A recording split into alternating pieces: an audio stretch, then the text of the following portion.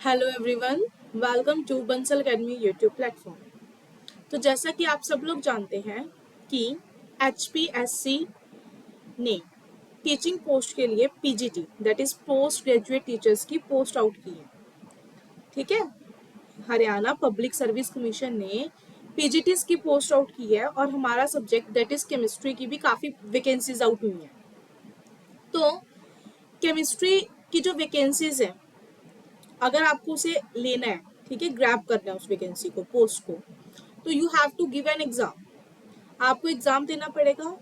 तो वो एग्जाम कैसा होने वाला है, what is the paper pattern, किस टाइप का एग्जाम होता है, ठीक है, उसका पैटर्न क्या रहता है, किस टाइप के क्वेश्चन आते हैं, that we are going to discuss in this video.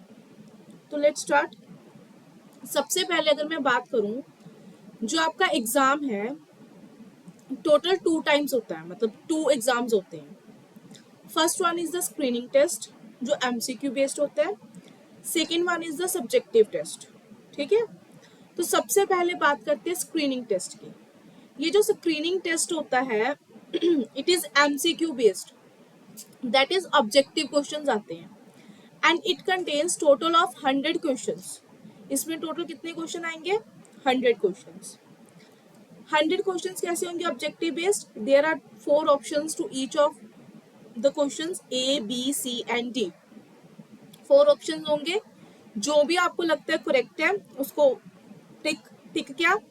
This exam is an OMR based exam, pencil paper exam है, ऑनलाइन एग्जाम नहीं है ये। ठीक है, तो इट मीन्स जो भी आपको करेक्ट ऑप्शन लगता है OMR शीट पे उसको आपको दाकन करना होगा सर्कल को, लाइक इस टाइप। तो इस टाइप का एग्जाम रहता है। The subject wise syllabus is enclosed at this. उसने बोला सब्जेक्ट वाइज सिलेबस उन्होंने दिया हुआ है, और वो हमने अपनी लास्ट वीडियो में ऑलरेडी डिस्कस कर लिया था कि सिलेबस क्या रहता है इस एग्जाम का केमिस्ट्री के लिए। Time duration of the exam is 2 hours. तो ये एग्जाम टोटल 2 आवर्स का होता है और टोटल मार्क्स भी 100 होते हैं। इट मीन्स आपके पास 100 क्वेश्चन आएंगे और 100 question, each question is of 1 mark. यानी कि 100 क्वेश्चन कितने मार्क्स के हो गए? 100 मार्क्स के। और इन 100 क्वेश्चंस को सॉल्व करने के लिए, अटेम्प्ट करने के लिए आपके पास टाइम कितना रहता है? 2 आवर्स का। ठीक है, टोटल क्वेश्चंस 100, हर क्वेश्चन 1 नंबर का होगा, तो टोटल मार्क्स भी 100। हर क्वेश्चन के लिए you have given 4 different options, जिसमें से एक कोई करेक्ट होगा जिसको आपको OMR शीट पे फिल करना होगा। But the main thing in this exam is, जैसे मान लो 100 क्वेश्चन है, अब आपको सारे अटेम्प्ट कर रहे हो तो ओके, अच्छी बात है, पर सारे नहीं आते होते हमें, है ना। कोई क्वेश्चन लेटर से आपको नहीं आता तो उसको आप छोड़ के नहीं आ सकते। If you don't know the answer of any question, तो आपको एक अलग से ऑप्शन दिया जाएगा E, उसको फिल करना होता है। Like A, B, C, D, E। OMR sheet पे आपको ऐसे 5 सर्कल्स मिलेंगे हर क्वेश्चन के corresponding. A, B, C, D तो आपके क्वेश्चन के आंसर होंगे, क्वेश्चन के ऑप्शंस 4 ही होंगे, वो 5 नहीं होंगे, 4 तो ऑप्शन होंगे। अगर आपको लगता है आप कोई पर्टिकुलर क्वेश्चन अटेम्प्ट कर रहे हो, उसका आंसर C है, तो जल्दी से मार्क कर दो C, ये आ गया। बट अगर आपको लगता है आपको ये क्वेश्चन नहीं आता या आपको ये अटेम्प्ट नहीं करना, तो आप इसे खाली नहीं छोड़ सकते कि ऐसे छोड़ दो। In that case you have to mark E, आपको E को डार्कन करके आना पड़ेगा। उन्होंने स्पेशल लिख रखा है, if a candidate is attempting a question he she shall have to darken the appropriate circle ABCD। अगर क्वेश्चन अटेम्प्ट कर रहे हो तो उसके corresponding answer A, B, C और D। And if not attempting का क्वेश्चन, अगर क्वेश्चन अटेम्प्ट ही नहीं कर रहे तो आपको E सर्कल डार्क करना ही पड़ेगा। ठीक है, छोड़ के नहीं आ सकते कुछ भी। If none of the 5 circles is darken, अगर आप मान लो बोलते हो कि हम तो करके नहीं आएंगे, छोड़ के आ जाते हो क्वेश्चन, उस केस में आपकी नेगेटिव मार्किंग होगी और 0.25 मार्क्स डिडक्ट होंगे। तो नेगेटिव मार्किंग आपकी 2 केसेस में हो रही है। 1, अगर तो क्वेश्चन करेक्ट है तो आप you will be given 1 mark. अगर क्वेश्चन इनकरेक्ट है तो आपको 0.25 मार्क्स माइनस हो जाएंगे। ठीक है, नेगेटिव मार्किंग इज ऑफ 1/4। अगर क्वेश्चन आपको आता ही नहीं, और आपने कुछ भी फिल ही नहीं किया, ब्लैंक छोड़ दिया, उस केस में भी आपका -0.25 हो जाएगा।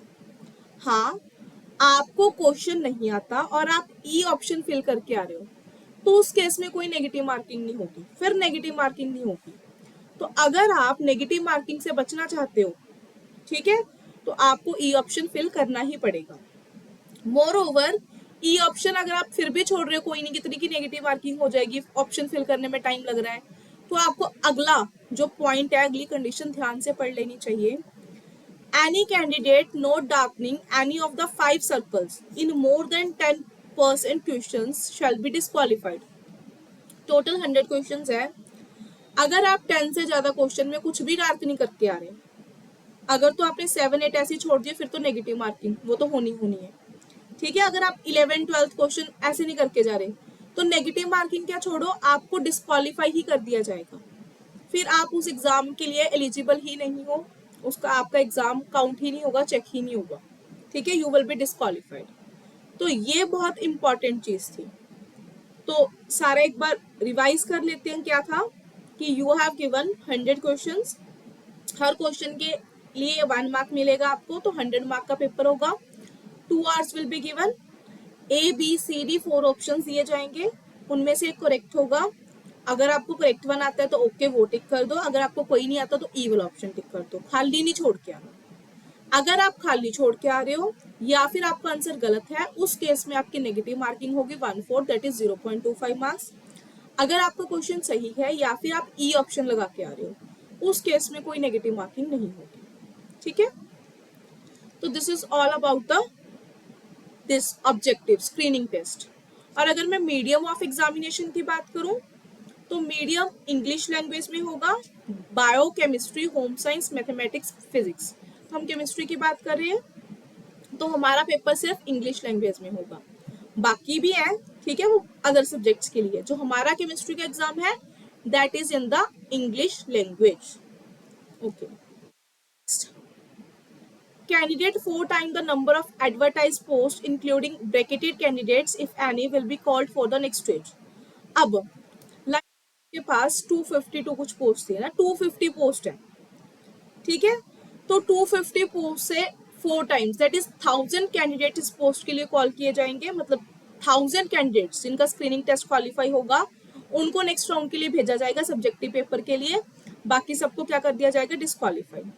और स्क्रीनिंग टेस्ट को क्लियर करने का क्राइटेरिया क्या है कि कट ऑफ मार्क्स ऑफ 25%। ये नहीं है कि 25% से ऊपर वाले हर किसी को दूसरा टेस्ट देने का मौका मिलेगा।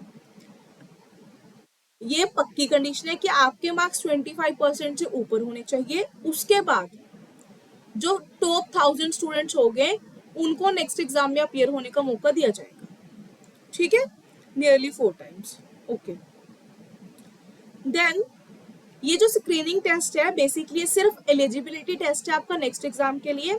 जो फाइनल आपकी पोस्ट के लिए मेरिट लिस्ट बनती है कि किसको ये पोस्ट मिलेगी, किसके लिए वैकेंसी बनी है या नहीं है, उसमें इसकी कोई काउंट नहीं होते मार्क्स। ये जस्ट एक एलिजिबिलिटी टेस्ट है या फिर जस्ट एक टेस्ट है to go to the next round, इसका आगे कोई यूज नहीं है। अगर आप एक बार इसे क्वालिफाई कर लेते हो, आपको कॉल आ गया कि आप नेक्स्ट राउंड के लिए एलिजिबल हो, तो फिर इसके मार्क्स का कहीं कोई यूजेस नहीं है, ठीक है। सो आते हैं हम next paper, that is the subject knowledge test. ये वाला पेपर, इसकी स्पेशलिटी क्या है, it will be subjective paper. जैसे आपके बोर्ड के एग्जाम्स आते हैं ना, क्वेश्चंस बड़े बड़े दिए होते हैं, उनके आंसर्स लिखने होते हैं, तो वैसा।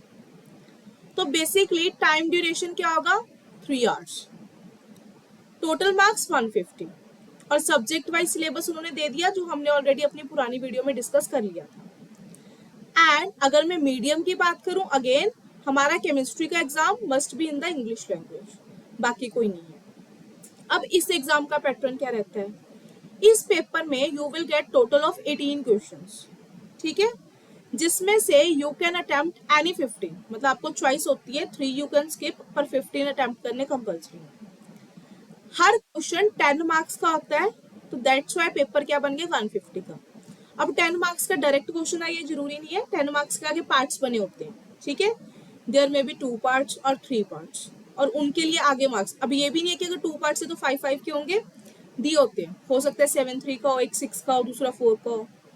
तो जैसा भी है वो आपको पेपर में प्रॉपरली गिवन होगा कि ये पार्ट कैसा है, ठीक है। सब्जेक्टिव पेपर है, आपको क्वेश्चन दिया जाएगा, answer you have to write on the answer sheet. अब एमसीक्यू वाला काम हो गया खत्म। Total there will be 18 question, जिसमें आपको 15 करने होंगे। हर क्वेश्चन 10 नंबर का है, तो total marks is 150 and time duration is 3 hours, ठीक है। एंड फिर ये वाला एग्जाम भी जो क्वालिफाई करेगा, इसके लिए जो मिनिमम कट ऑफ है वो जाएगी 35%। 35% तो क्राइटेरिया है ही। उसके बाद जितनी भी आपकी पोस्ट है, लाइक 1000 बच्चों ने पेपर दिया तो 500 स्टूडेंट, उसका half, 2 times the number of post, उतने बच्चों को इंटरव्यू के लिए कॉल जाएगी, ठीक है। अगर 1000 स्टूडेंट पेपर दे रहे हैं, ठीक है, सबसे पहले 1000 बच्चों ने पेपर दिया ना स्क्रीनिंग टेस्ट के ये वाला, तो 500 बच्चों को इंटरव्यू के लिए कॉल जाएगी, हाफ ऑफ द स्टूडेंट्स को, प्रोवाइडेड उनकी जो मिनिमम कंडीशन होनी चाहिए 35%। और फिर ये वाले, अब ऐसा भी नहीं है कि अगर एक बार ये पेपर क्लियर हो गया बस फिर तो इंटरव्यू पे है, नो। इस वाले की वेटेज होती है 87.5%। इसके बाद आप इंटरव्यू वाले राउंड में जाओगे। अगर आपका इंटरव्यू वाला राउंड भी क्वालिफाई हो जाता है तो 87.5% इसके मार्क्स छूटते हैं।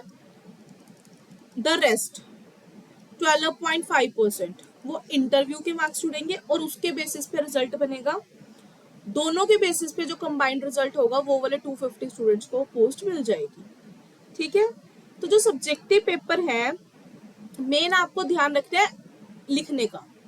अब लिखना हर किसी को आता होता है, आंसर की हर किसी को आता होता है, पर जनरली जब हम कॉम्पिटिटिव एग्जाम की तैयारी करते हैं ना, तो हम कॉन्सेप्ट में चले जाते हैं, हमें क्वेश्चन सॉल्व करना आता है, एमसीक्यू बेस्ड होते हैं, हम way of representation, way of writing वो भूल जाते हैं। तो मेन फोकस आपको, क्योंकि इसकी 87.5% वेटेज है, कॉन्सेप्ट हर बच्चे को आता होता है, कोई क्वेश्चन आया तो main focus you have to do on your writing part. अब जिसका वे ऑफ रिप्रेजेंटेशन अच्छा होगा उनके मार्क्स अच्छे आएंगे, उनको इंटरव्यू के लिए कॉल आएगी और उनका सिलेक्शन भी हो जाएगा। तो इस टाइप का कुछ पेपर पैटर्न रहता है और आपको अच्छे से प्रिपेयर करना होता है, फर्स्ट एमसीक्यूज के लिए, सेकंड सब्जेक्टिव टेस्ट के लिए, ठीक है। और अगर आप प्रिपेयर करना चाहते हो तो we are giving coaching, Bansal academy से आप कोचिंग क्लासेस ज्वाइन कर सकते हो। हम सब्जेक्टिव प्लस सब्जेक्टिव दोनों एग्जाम्स के लिए कोचिंग दे रहे हैं। You can join the classes और आपको हर कॉन्सेप्ट बहुत डीप वे में समझाया जाएगा, ठीक है। आपको ऑब्जेक्टिव पेपर के लिए भी तैयारी करवाई जाएगी, सब्जेक्टिव पेपर के लिए भी। You can call us at any time and join our classes. Thank you and have a nice day.